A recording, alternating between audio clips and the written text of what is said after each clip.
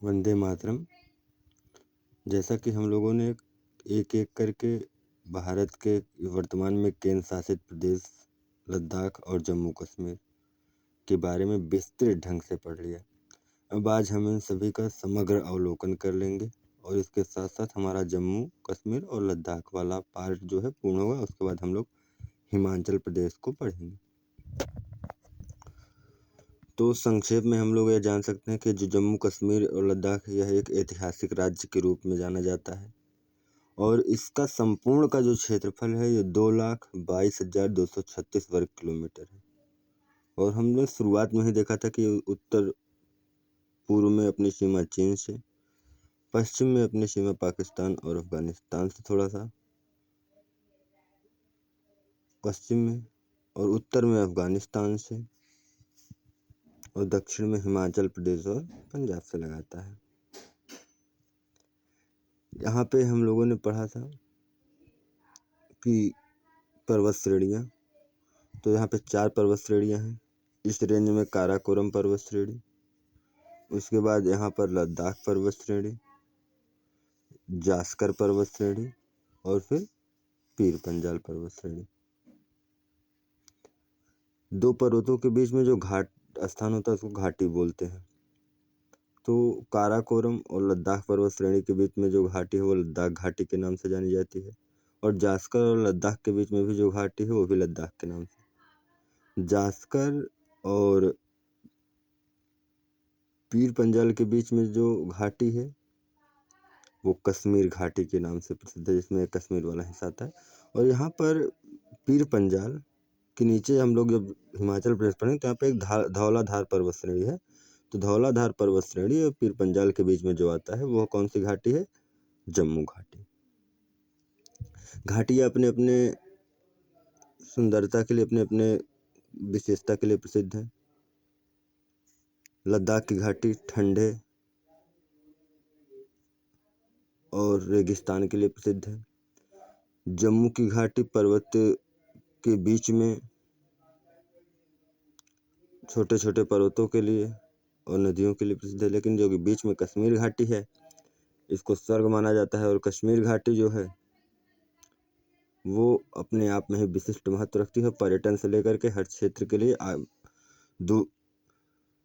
प्रत्येक व्यक्ति का आकर्षण का केंद्र होता है, और साथ ही साथ यह भारत के सामरिक रूप से अत्यधिक महत्व रखता है।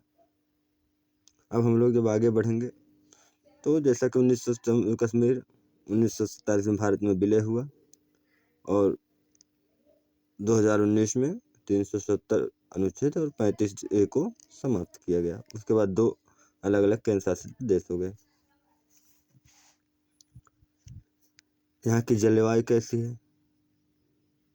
तो ये जो जम्मू क्षेत्र है इसकी जलवायु है शीतोष्ण यानी ठंड, उष्ण गर्म, और आर्द्र यानी नमी वाली। कश्मीर घाटी में बढ़ेंगे, कश्मीर घाटी की जलवायु शीतोष्ण है। और ऊपर जब हम आते हैं लद्दाख क्षेत्र में तो लद्दाख की जो जलवायु है वो शीत है, मरुस्थल है। इस पूरे क्षेत्र की भाषाएं, मुख्य भाषाएं कौन कौन सी हैं? सबसे ज़्यादा मुख्य भाषा है कश्मीरी, जो कि संविधान के अनुच्छेद 22 में है। डोगरी, ये भी अनुच्छेद 22 में बोली जाती है यहाँ पर। उर्दू, ये भी संविधान के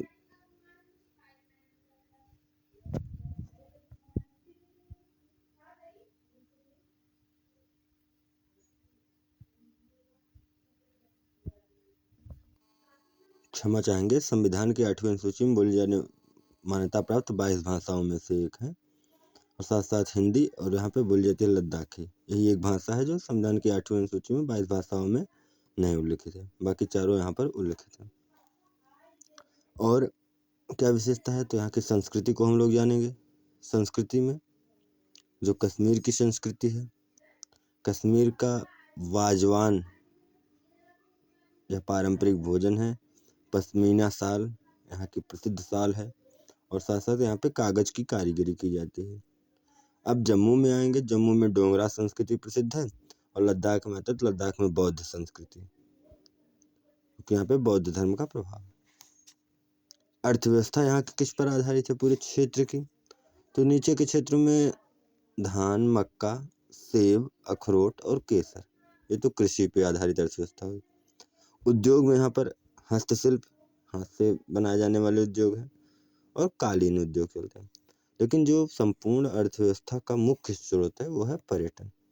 यहाँ की आय का प्रमुख स्रोत पर्यटन, और पर्यटन वाले काफ़ी स्थल हैं। जैसे अब हम लोग कश्मीर में देखते हैं, कश्मीर में डल झील, शालीमार बाग, गुलमर्ग, पहलगाम, सोनमर्ग,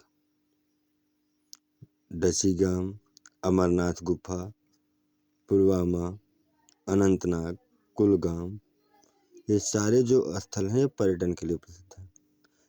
हम नीचे आते हैं जम्मू क्षेत्र में, तो सबसे प्रसिद्ध स्थल है जो जम्मू क्षेत्र का वो माता वैष्णो देवी का मंदिर। यहीं पर एक है शिवखेड़ी, और रणबीर मंदिर प्रसिद्ध है। किश्तवाड़ पर्यटन के लिए अपने आप में मशहूर शहर है। रियासी जिला, राजौरी, ये सारे स्थान पर्यटन के लिए प्रसिद्ध हैं। ऊपर आते हैं लद्दाख में, तो लद्दाख में सबसे प्रसिद्ध है पेंगोंग झील। यहाँ पे 3 इडियट पिक्चर की जो अंतिम सीन है उसकी शूटिंग हुई। नुब्रा घाटी और हेमिस मठ, ये प्रसिद्ध स्थान है कहाँ के, आपके लद्दाख क्षेत्र के। अब यहाँ पे अगर कुछ बचा है तो जम्मू कश्मीर में बहुत सारी विशेषताएं, हम लोग पढ़ते रहेंगे तो पूरा ही नहीं होगा। इस प्रकार सामान्य रूप से समग्र अवलोकन करते हुए हमने जम्मू कश्मीर को पूर्ण किया। नंगा पर्वत हमने देखा था,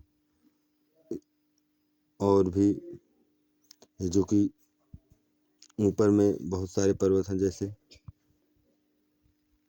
यह है दिस्ते गिलसार 7,885 मीटर की ऊंचाई पर, गार्डविन केटू 8,611, इसके नीचे में ब्रॉड 8,447 मीटर, गसेब्रुम 8,068, तेरुम कागड़ी 7,470, सब पर्वत पहाड़ हैं।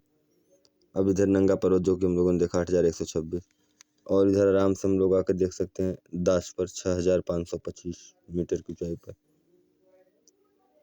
और इधर आ जाइए, झारामुख 4,876, कोलाडीह 5,425, नमकुन 7,135 मीटर। तो इस प्रकार से सारे पर्वतों को हम लोग देख लिया।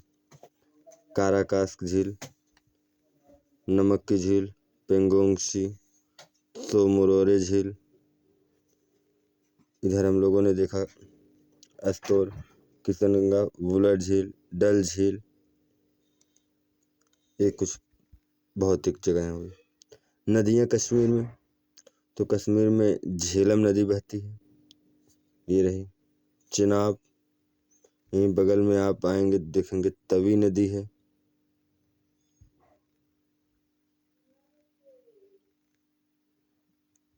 इस स्थान पर तवी नदी बहती है, ये दिखाई दे रही है। और एक नदी है कौन, सिंध। सिंध नदी कहाँ पर है, हमको ऊपर दिखाई दे रही है। तो सिंध, झेलम, रावी और चिनाब और तवी। तो तवी, चिनाब, रावी, झेलम, सिंध, ये 5 नदियाँ यहाँ पर बहती हैं। तो प्रमुख भौगोलिक स्थान, भौतिक स्थान हो गए, साथ साथ हम लोगों ने राजनीतिक स्थानों को भी देख लिया। अब इस प्रकार से दौलत बेगुल्डी हम लोगों ने देखा, कारगिल, लेह, गिलगिट, इधर एक एक करके सब कुछ हम लोगों ने देख लिया। तो अब यहाँ पर जम्मू कश्मीर का जो समग्र अवलोकन था विधिवत ढंग से हम लोगों ने पूर्ण किया। वंदे मातरम। कहीं पर भी कोई भी समस्या हो आप संपर्क कर सकते हैं, पूछ सकते हैं।